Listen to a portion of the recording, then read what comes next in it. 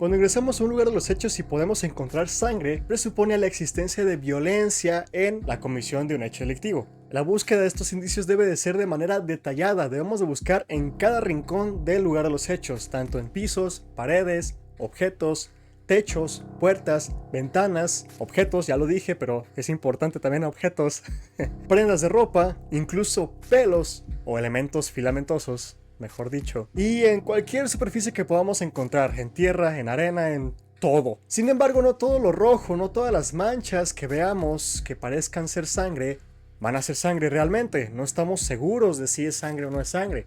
Podemos entrar y ver a lo mejor pintura roja y decir, es sangre. O a lo mejor manchas que no se ve como sangre, pero sí es sangre. ¿Cómo podemos diferenciar entre estas manchas? ¿Cómo podemos estar seguros o convencidos de que lo que me estoy llevando al laboratorio sí es sangre? Que no voy a hacer perder el tiempo a los químicos, a los hematólogos, a los genetistas en analizar una mancha que a lo mejor termina siendo pintura roja o cualquier otra sustancia que se asemeje a la sangre. Para empezar, si hago eso me voy a ver yo muy pobre, ¿no? Porque se supone que yo soy el experto en criminalística, se supone que yo soy el que sabe cómo es que podemos identificar indicios importantes y relevantes para la investigación criminal. No porque llegue al lugar de los hechos me va a llevar todo lo que vea, nos vamos a llevar lo que sí consideremos relevante para la investigación. Es por eso que hoy te voy a enseñar una de las 4 técnicas, si no me equivoco, que existen para poder saber o identificar de manera presuntiva la existencia de sangre. Por eso hoy te presento la técnica de Adler.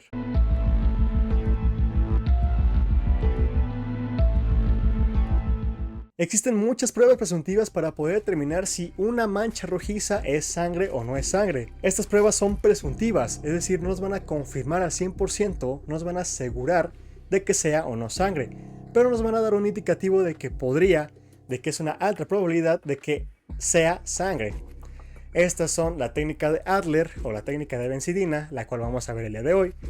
En otros videos vamos a ver las técnicas de fenoftaleína, también conocida como la técnica de Kastle-Meyer, la técnica de leucomalaquita verde, espectroscopías y luminol, aunque la de luminol ya la vimos. Te voy a dejar aquí el video de luminol y concretamente de Blue Star, que es la fórmula más actual que se utiliza y mejor, más eficiente, más reactiva, más sensible. Por si no lo has visto, pues ahí está. También nos va a ayudar para saber si existe o no sangre o hay presencia de sangre en el lugar de los hechos, incluso una vez limpiado el lugar. Por las razones que ya te di anteriormente, no podemos llegar al lugar de los hechos y decir que todo lo que vemos es sangre, ¿no? Bueno, obviamente manchas rojas.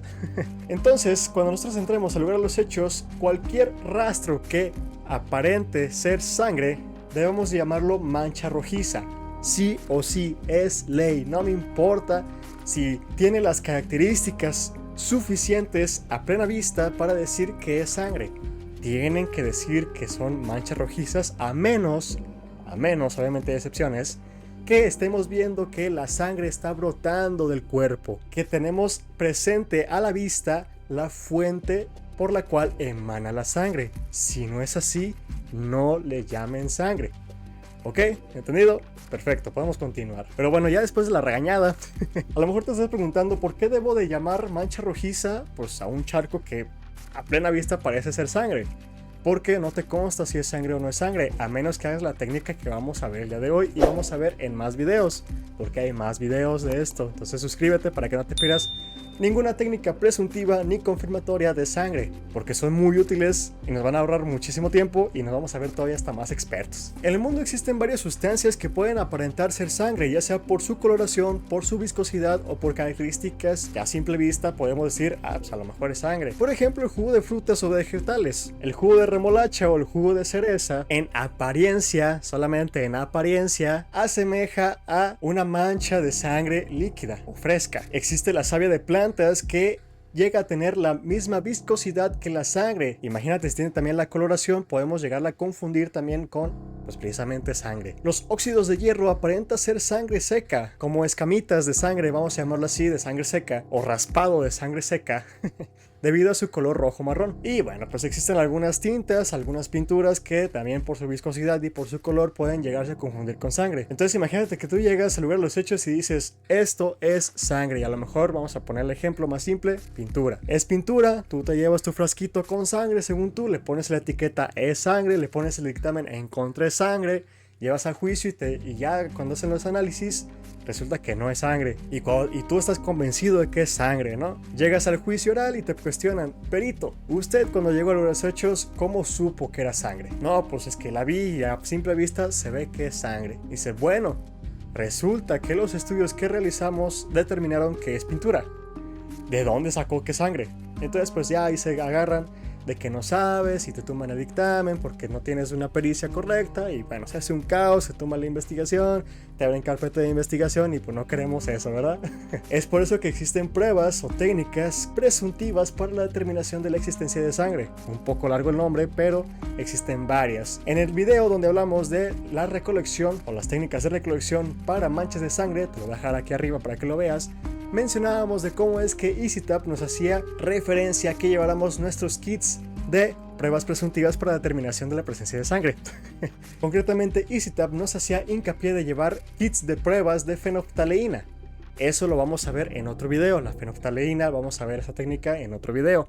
Hoy vamos a hablar de la prueba de Adler o la técnica de Adler, también conocida como la técnica de la benzidina. A lo mejor lo has escuchado más bien por ese nombre. Son iguales, son exactamente lo mismo. La técnica de benzidina y la técnica de Adler. Bueno, una advertencia antes de empezar. Voy a hablar de muchos compuestos químicos, voy a hablar de reacciones químicas, voy a hablar de todo este tipo de química. Entonces, si te haces bolas, mejor regrésale, vuélveme a escuchar. Voy a intentar ser lo más simple posible, te lo prometo. Pero si es confuso, entonces pon atención. Primero que nada debemos de saber que en la sangre existen peroxidasas que son catalasas, es decir, tienen una actividad catalítica. ¿Qué quiere decir todo esto?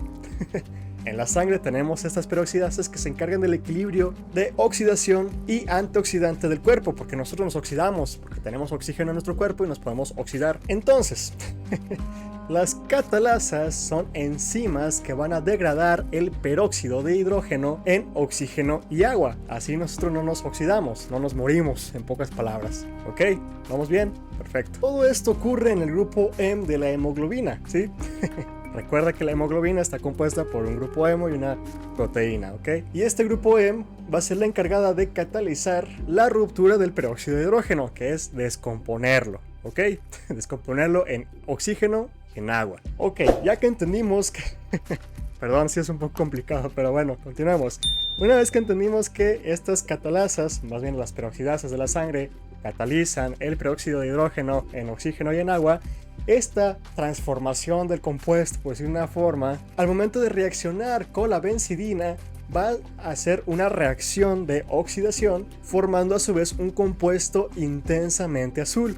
Es decir, se va a poner de color azul al momento de reaccionar con la benzidina.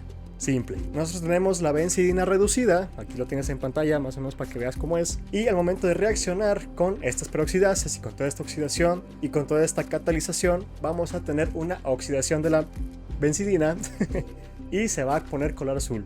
¿Ok? Igual ahorita vamos a ver un video. Entonces, si nosotros hacemos esta técnica, ponemos a prueba esta técnica en una mancha rojiza, el hecho de que nuestra técnica o nuestro procedimiento no tengamos como resultado una coloración intensamente azul, significa que eso es negativo y por ende va a descartar la presencia de sangre, es decir, no es sangre. Sin embargo, nosotros, a pesar de tener un resultado positivo, es decir, de que tenemos la coloración azul intenso, no confirma al 100% la presencia de sangre, pero sí nos da un indicativo de que podría, o más bien de que hay una alta probabilidad de que sí exista la presencia de sangre, de que sí sea sangre esa mancha. Entonces, un negativo estamos 100% seguros de que no es, un positivo estamos un poco más seguros, no 100% seguros de que sea sangre. Y aquí está lo interesante, y es que si nosotros hacemos esta misma prueba, esta misma técnica de benzidina o de Adler en estas plantas que ves en tu pantalla, que no las voy a decir porque son varias, pero ahí está la lista,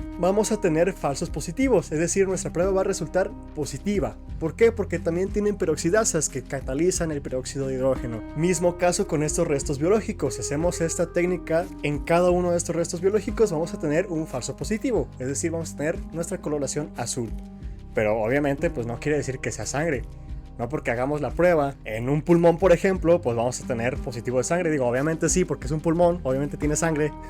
Pero concretamente el tejido del pulmón nos va a dar un positivo porque también contiene estas peroxidasas. Y así con el resto de los tejidos. Y pues también tenemos estos compuestos o estas sustancias que también van a dar falsos positivos. Es por eso, como te explicaba en el video de recolección de manchas de sangre, acuérdate que lo tienes aquí arriba, que nosotros tenemos que llevarnos nuestra mancha problema al laboratorio y también tenemos que llevarnos una muestra del soporte en la cual encontramos la mancha problema para saber si vamos a tener un falso positivo o si verdaderamente es un positivo. Bueno, pues ahí te va la receta, apúntale bien la receta de la solución de benzidina para poder aplicar la técnica de benzidina o la técnica de Adler. Primero que nada necesitamos 0.25 gramos de benzidina. Estas se van a diluir en 175 mililitros de etanol y se van a añadir de 5 a 10 gotas de ácido acético glacial. Ahí por si los tienes en tu casa, por si te sobran de tus manualidades, pues ahí los puedes ir aprovechando. Ojo, importante, esta mezcla o esta solución o esta disolución más bien se tiene que guardar en un frasco de gotero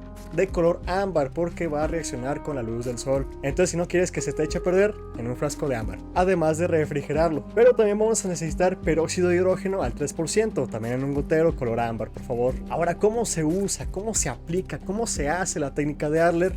Ahí te van también los pasos bien sencillotes. Primero tenemos que tomar un hisopo y humedecerlo con agua destilada. Y de ahí tenemos que frotarlo de forma rotatoria en la mancha problema. Más o menos lo mismo que ya hablamos en el video de recolección de sangre. Una vez que tenemos nuestro hisopo con nuestra mancha problema, tenemos que añadir de 1 a 2 gotas de nuestra solución, o más bien disolución, de benzidina que hicimos anteriormente. Pero esta no va a cambiar de color hasta el momento que nosotros vayamos a añadir el peróxido de hidrógeno al 3% que tenemos en nuestro frasquito. Vamos a poner también 1 o 2 gotas y ahí sí, en caso positivo va a aparecer rápidamente el color azul.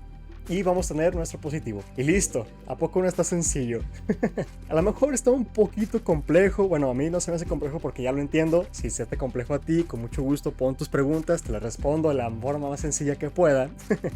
Igualmente intenté poner videos, un poco de apoyo visual para que vayas entendiendo, pero realmente es sencillo. Nos apoyamos de una reacción natural de la sangre con la reacción de la benzidina para poder tener nuestro positivo. Pero sí es importante conocer el trasfondo químico, el trasfondo científico, por decir una forma, el por qué funciona esta prueba de Adler, porque imagínate que tú la aplicas en criminalística de campo para poder saber si te puedes llevar la sangre o no te la puedes llevar, porque no es sangre, y te vayan a preguntar, a ver, perito, ¿por qué decidió elegir la prueba de Adler y no la prueba de fenolftaleína? Por ejemplo, ya tú dices, bueno, pues es que la prueba de Adler es más sencilla, es más eficaz, es más sensible, es más esto, es más lo otro, no sé, hay tus fundamentos, pero ya tienes con qué respaldarte al momento de que te pregunten, porque conoces el sustento científico, conoces el por qué, o más bien el detrás químico de todas estas pruebas que vamos a ver poco a poco. Hoy ya vimos una, nos faltan otras 3 o 4, pero bueno, no te me agobies. Ya con que sepas cómo aplicarla y para qué la estás aplicando, pues ya es un buen inicio. Insisto que si tienes alguna pregunta o incluso comentarios extra que quieras añadir al video de hoy, así como sugerencias para futuros videos, pues deja los comentarios y con mucho gusto te estaré respondiendo. Sin nada más que decir, espero que tengas excelente día, excelente tarde y excelente noche. Y lo que te digo en este video no es cuento, es cuanto.